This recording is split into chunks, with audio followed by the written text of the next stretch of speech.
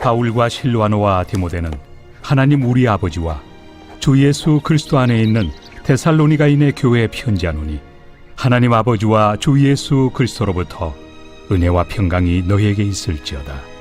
형제들아, 우리가 너희를 위하여 항상 하나님께 감사할지니 이것이 당연함은 너희의 믿음이 더욱 자라고 너희가 다 각기 서로 사랑함이 풍성함이니, 그러므로 너희가 견디고 있는 모든 박해와 환난 중에서 너희 인내와 믿음으로 말미암아 하나님의 여러 교회에서 우리가 친히 자랑하노라. 이는 하나님의 공의로운 심판의 표요 너희로 하여금 하나님의 나라에 합당한 자로 여김을 받게 하려 함이니, 그 나라를 위하여 너희가 또한 고난을 받느니라. 너희로 환난을 받게 하는 자들에게는 환난으로 갚으시고 환난을 받는 너희에게는 우리와 함께 안식으로 갚으시는 것이 하나님의 공의시니, 주 예수께서 자기의 능력의 천사들과 함께 하늘로부터 불꽃 가운데 나타나실 때 하나님을 모르는 자들과 우리 주 예수의 복음에 복종하지 않는 자들에게 형벌을 내리시리니, 이런 자들은 주의 얼굴과 그의 힘의 영광을 떠나 영원한 멸망의 형벌을 받으리로다. 그날에 그가 강림하사 그의 성도들에게서 영광을 받으시고 모든 믿는 자들에게서 놀랍게 여김을 얻으시리니, 이는 우리의 증거가 너희에게 믿어졌습니다. 이러므로 우리도 항상 너희를 위하여 기도함은 우리 하나님이 너희를 그 부르심에 합당한 자로 여기시고 모든 선을 기뻐함과 믿음의 역사를 능력으로 이루게 하시고, 우리 하나님과 주 예수 그리스도의 은혜대로 우리 주 예수의 이름이 너희 가운데서 영광을 받으시고 너희도 그 안에서 영광을 받게 하려 함이라. 여러분 반갑습니다. 오늘도 큐티로 여는 기막힌 하루입니다. 본문 말씀 데살로니가 후서 1장 1절부터 12절의 말씀입니다. 우리가 지난 9, 10월호 큐티에서 데살로니가 전서를 묵상했었죠. 그리고 이번 후에 우리는 데살로니가 후서를 묵상하게 됩니다. 이 데살로니가 전후서의 배경에 대해 잊어버리신 성도님들이 있을 것 같아 아주 간단하게 배경 설명을 먼저 하고 넘어가도록 하겠습니다. 이 데살로니가 전후서는 데살로니가에 세워진 교회의 성도들에게 보내는 바울의 목회 편지입니다. 이 데살로니가 교회는 출산으로 치면 바울이 난산하여 낳은 교회였습니다. 사도 바울은 데살로니가에서 대략 한 3주 정도 머물면서 열심히 성경을 가르쳤습니다. 그런데 그 3주간의 사역을 통해서 헬라인의 큰 무리와 적지 않은 귀부인들도 모여들었다고 합니다. 그러나 이 바울의 사역이 부흥하는 것을 보고 위기감을 느끼게 된 그곳에 살던 유대인들이 난동을 부리게 됐고, 바울은 어쩔 수 없이 쫓겨나게 되었습니다. 자, 이렇게 어쩔 수 없이 쫓겨나 떠나왔기에 바울은 그가 그곳에서 전도했던 사람들이 온전한 믿음을 가지지 못했을 것이라고 낙담했습니다. 자, 그런데 뜻밖의 놀라운 소식이 전해져 왔습니다. 그것은 고작 3주간의 사역으로 전도되었던 그 사람들이 바울이 떠난 후에도 믿음을 잘 지키고 있고, 심지어는 그 믿음이 성장하고 있다는 소식을 듣게 된 것입니다. 이에 바울은 기쁜 마음으로 데살로니가 성도들을 위한 목회 편지를 쓰게 되었고, 그들의 믿음을 칭찬하고 또한 여러 당부와 권면과 교훈의 메시지를 이 편지를 통해 전달하고 있는 것입니다.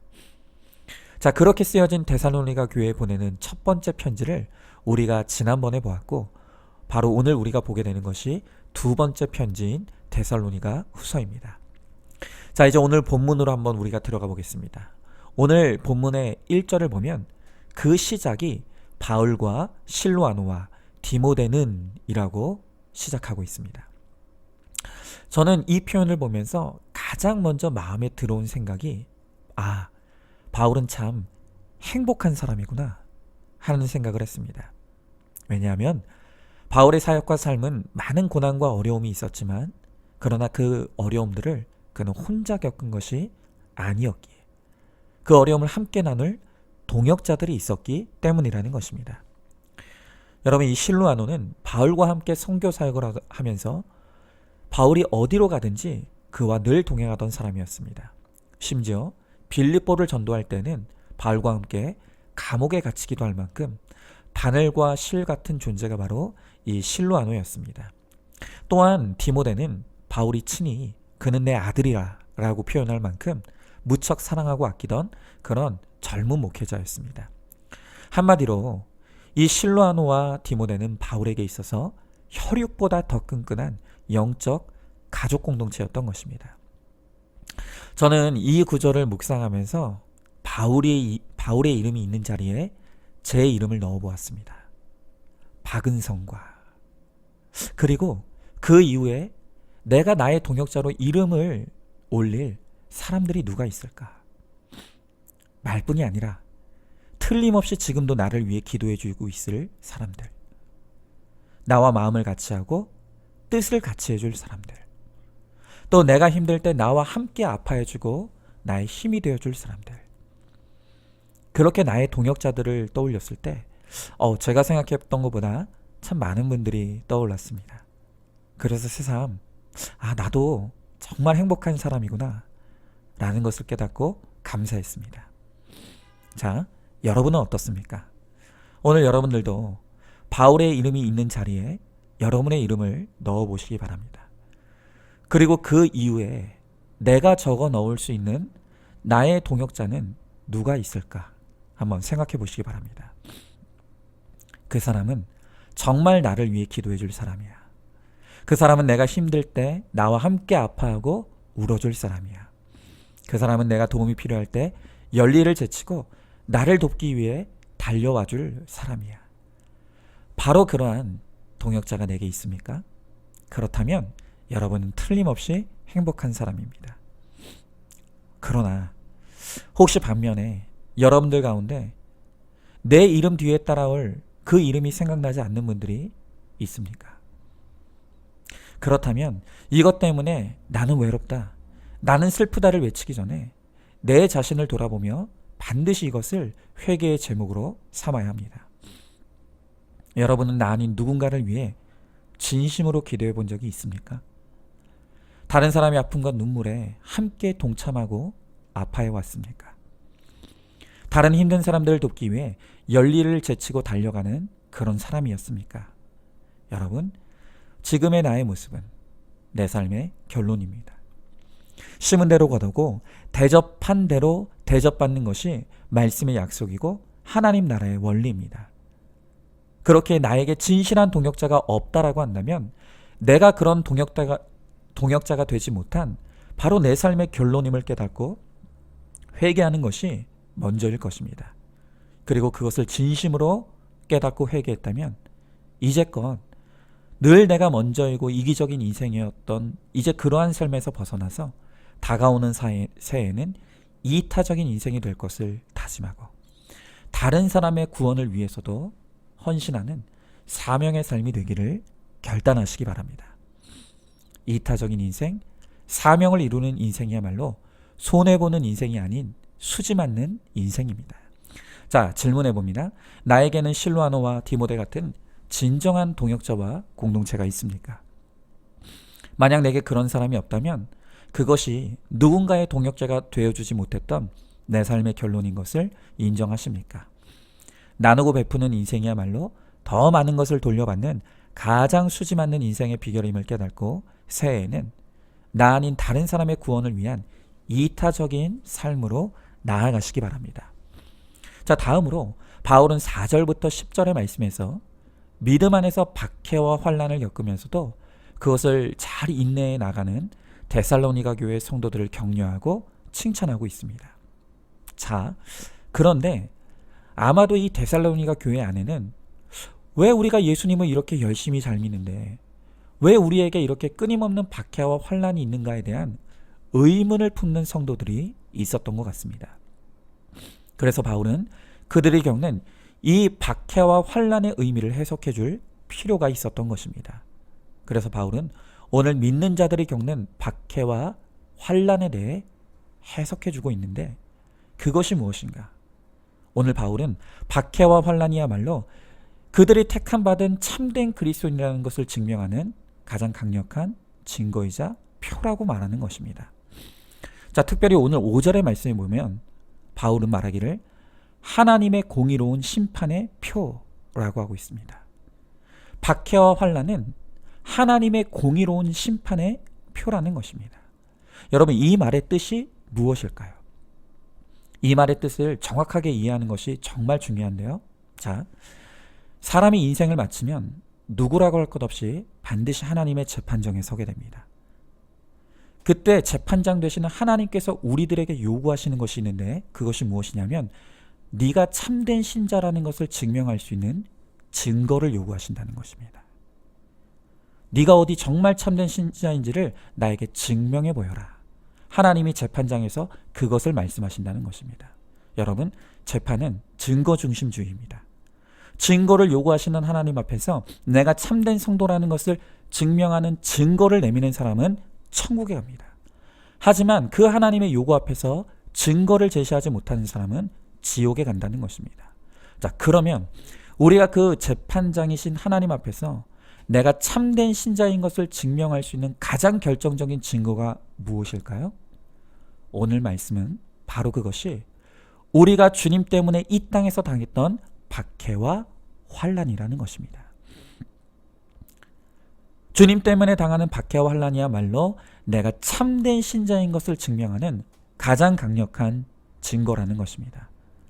바로 이것이 오늘 바울이 말하는 하나님의 공의로운 심판의 표라는 의미의 뜻입니다. 그렇습니다. 오늘 우리 가운데 정말 주님 때문에 핍박과 고난을 당하는 성도들이 많습니다. 주님이 아니었다면, 구원이 아니었으면 상대하고 싶지 않은 사람들을 상대하고 있고, 참지 않아도 될 것들을 참아내고, 당하지 않아도 될 손해와 희생을 감수하는 그러한 박해와 환난을 당하는 분들이 있습니다. 그런데 여러분, 지금 내가 주님 때문에 당하는 바로 그 박해와 환난이 지금은 힘들고 어렵지만 훗날에 나의 영원한 운명을 가르는 천국과 지옥 앞에서 나를 천국으로 인도하는 가장 결정적인 증거가 된다고 말씀하시는 것입니다. 십자가 없는 예수님이 없듯이 주님을 쫓는 참된 주님의 제자라면 거룩과 구원을 위해 반드시 내가 감당해야 될 나의 고난의 십자가가 있다는 것입니다. 십자가 없는 제자는 없습니다. 여러분, 지금 내 삶에 그러한 믿음 때문에 당하는 환난을 당하고 계시는 분들이 있습니까? 그렇다면 오늘 말씀이 여러분들에게 격려와 위로가 되길 원합니다. 오늘 주님은 이 말씀을 통해서 우리들에게 위로하십니다. 잘하고 있다. 잘 가고 있다. 조금만 더 힘내라. 나와 함께 가자. 그러나 반대로 만약 내가 예수 믿는다고 하면서도 어떤 박해도 환난도 없고 조금도 손해보거나 희생하는 것이 없고 참아내고 인내하는 것이 없다면 정말 내가 거듭난 하나님의 백성인지 나의 구원의 진실성을 심각하게 점검해 볼 필요가 있습니다. 우리가 주와 복음 때문에 당하는 박해와 환난은 내가 참되게 거듭난 바로 천국 백성이라는 것을 증명해주는 증거이고 표입니다. 그것을 깨닫기에 오히려 팔복의 말씀처럼 박해야말로 진짜 복임을 믿고 내가 주님 때문에 박해받는 것으로 인해 기뻐하고 감사하는 우리가 되기를 소망합니다. 자, 질문해보죠. 지금 나의 환난은 주님 때문에 당하는 환난입니까? 내 죄의 결론으로 당하는 환난입니까? 예수 믿으면서도 십자가 없는 꽃길만 걷는 인생을 기대하고 바라고 있지는 않습니까? 주님 때문에 받는 박해야말로 복 중의 복임을 깨닫고 감사하고 기뻐하는 우리 모두가 되기를 소망합니다. 자, 이제 마지막으로 바울은 기도의 형식을 빌어서 오늘 11절의 말씀에 보니까 이 모든 믿음의 수고로 구원의 역사가 이루어질 것이라고, 그리고 12절 말씀에서는 우리를 통해 예수님의 이름이 영광을 받으시고 우리도 영광받는 인생이 될 것이라고 약속하고 있습니다. 분명 우리가 이 땅을 살아가면서 예수님을 믿는 믿음 때문에 당하는 박해가 있고 또한 우리의 죄와 허물로 겪는 환난과 고난도 있습니다. 그럼에도 불구하고 택함 받은 하나님의 성도들이 평안을 누리고 기뻐할 수 있는 것은 우리에게 최후 승리가 약속되었기 때문입니다. 성경은 이 땅의 삶이 잠깐이라고 말합니다. 정말 그렇습니다. 우리가 보기에는 이 땅의 삶이 긴 시간 같지만 하나님의 영원의 관점에서 보면 이 땅에서의 삶의 시간이라는 것은 한낱 점에 불과한 시간일 뿐이라는 것입니다. 그렇기 때문에 우리가 당하는 고난 또한 잠깐뿐인 고난입니다. 그리고 그 고난 후에 우리가 받을 영광은 영원한 것입니다. 찰나에 불과하고 잠깐뿐인 이 땅의 쾌락과 영광을 위해 살다가 영원한 삶을 지옥과 멸망에서 보내는 것보다 어리석은 것은 없습니다. 우리는 영원을 사모하는 사람들이고 영원을 바라보는 사람들입니다. 그러하기에 우리에게 약속된 더 참되고 영원한 바로 그 영광을 위해 잠깐의 기쁨과 즐거움을 희생하는 것은 가장 의미 있는 것이고 지혜로운 것임을 우리는 깨달아야 합니다. 영원한 영광이 우리에게 약속되었습니다. 이보다 더 확실한 소망은 없습니다. 그래서 저는 하나님께 기도하면서 내년의 표를 어떻게 정해야 되는지를 고민하고 묵상하고 있었습니다. 그런데도 뚜렷하게 떠오르는 것이 없었는데 바로 오늘 이 말씀, 이 데살로니가 후서 1장 12절 말씀을 보면서 바로 이 말씀이 내년에 우리에게 주시는 하나님의 말씀이다. 그렇게 표어로 삼고 내년에 우리 교회 표어를 이렇게 정해봤습니다. 영광이 있으리라. 영광이 있으리라. 아멘. 반드시 영광이 있을 것입니다. 이 소망과 기대로 지금 이 코로나로 또한 여러 가지 환난과 박해로 어려움을 겪는 중에도 소망과 기대를 가지고 우리에게 주어진 이 거룩의 길로 힘차게 나아가 마침내 영광을 누리는 저와 여러분 우리 모두가 되시기를 소망합니다. 자, 질문해 봅니다. 우리에게 최후 승리와 영광이 약속되어 있음을 믿습니까? 나는 이 땅에 잠깐의 영광을 추구합니까? 아니면 영원한 하나님의 나라의 영광을 추구합니까? 우리의 믿음의 환란이 영광으로 가는 통로임을 믿고 오늘도 우리에게 주어진 거룩의 길을 잘 걷는 우리가 되기를 소망합니다. 자, 오늘도 12월 21일 보석상자입니다. 현대의 많은 전문 상담가는 인간의 삶을 복잡한 심리학 이론으로 설명하려고 합니다. 그리스도인 심리학자 중에서도 죄와 책임보다는 무의식의 동기와 정서적 상처를 더 많이 이야기합니다. 그러나 그것으로는 해결되지 않습니다. 사람의 마음을 바꾸는 데는 반드시 하나님의 능력이 필요합니다. 아멘. 오늘도 큐티로 기막힌 하루를 살아내는 하늘가족 공동체 우리 모든 성도님 되시기를 주님의 이름으로 축복합니다.